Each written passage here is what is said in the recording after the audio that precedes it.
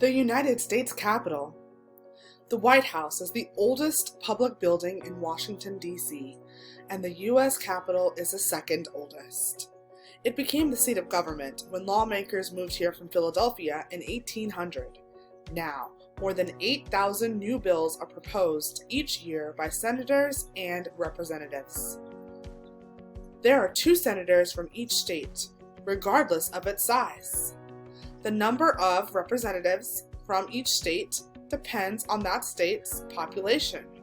For instance, Delaware has only 1 representative, while California has 53. How many representatives does Delaware have? How do you know how many representatives each state has? Senators and representatives meet in separate rooms, called chambers, in the Capitol. Together, these 2 legislative bodies are called Congress. Where does Congress meet? For daily free tours, you have to line up for passes first thing in the morning. Get in touch with your legislature well in advance of your visit if you want a VIP tour. You might even be able to meet your senator or representative in person. If you didn't call in advance, you can still drop by his or her office and see if there are passes to let you observe the Senate or House of Representatives in action. Ask someone to take you on the subway train that links the office buildings to the Capitol.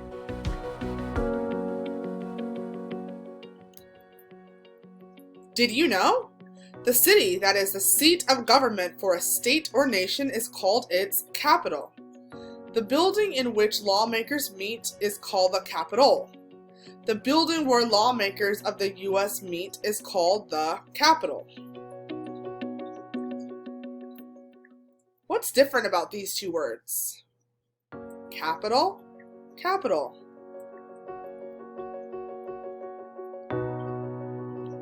You can look online or call to find out if Congress is in session.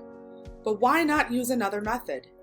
Whenever the House or Senate is meeting, a flag flies over that chamber, and at night, a lantern on the roof is lit when either is in session. How do you know if Congress is in session?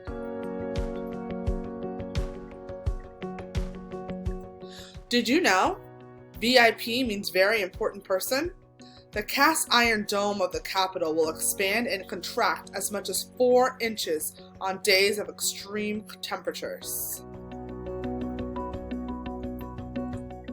The Capitol has a long history. Its most famous feature is the Iron Dome on top, which weighs 9 million pounds and is the 3rd largest in the world. The inside of the dome, or rotunda, is painted with scenes from American history.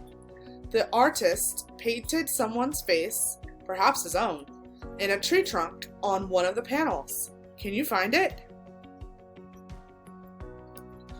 From the rotunda, on your way to the House of Representatives side of the Capitol, you will pass through Statuary Hall.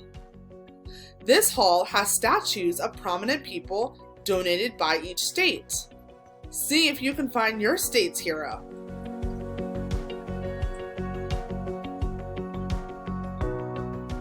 What's inside of the rotunda?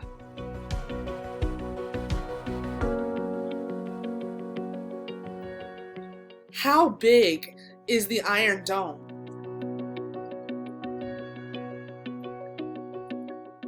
What might you find in Statuary Hall? At one time, representatives met in this room. Ask a guide to demonstrate the mysterious echo the room makes. Find the plaque on the floor marking where John Quincy Adams suffered a fatal stroke. Other plaques mark the seats of legislatures, including Abraham Lincoln, who went on to become president. Near the House chambers, climbed the same stone spiral staircase British troops climbed when they set fire to the Capitol during the War of 1812.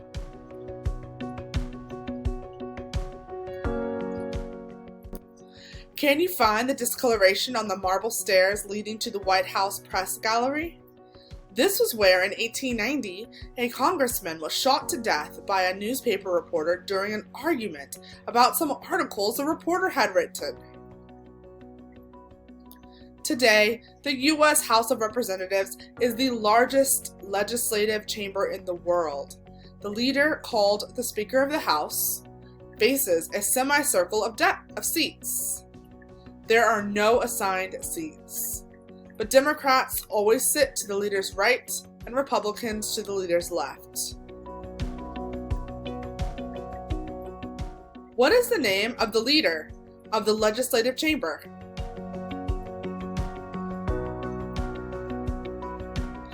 Likewise, in the Senate, Democrats sit to the right and Republicans to the left of the vice president, but Senate seats are assigned. Did you know? The coffins of several American heroes have rested in the Capitol Rotunda before burial, including those of 4 murdered presidents: Abraham Lincoln, James Garfield, William McKinley, and John F. Kennedy. In June 2004, the Capitol was open all night so that the public could pay their respects to former President Ronald Reagan as his casket lay in the Rotunda.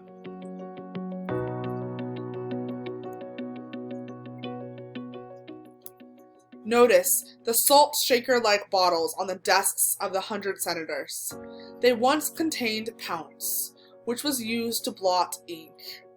Many of the Senate desks date back to the early 1800s, when the Capitol was rebuilt after being burned in the war.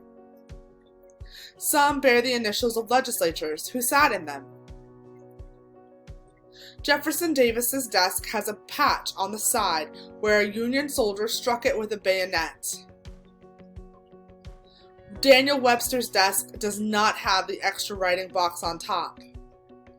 And in every Congress since 1965, when Senator George Murphy started the practice, there has been a candy desk full of candy for senators to enjoy.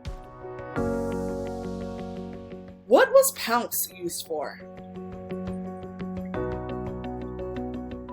Do you think the candy desk is a good idea? What would you fill it with?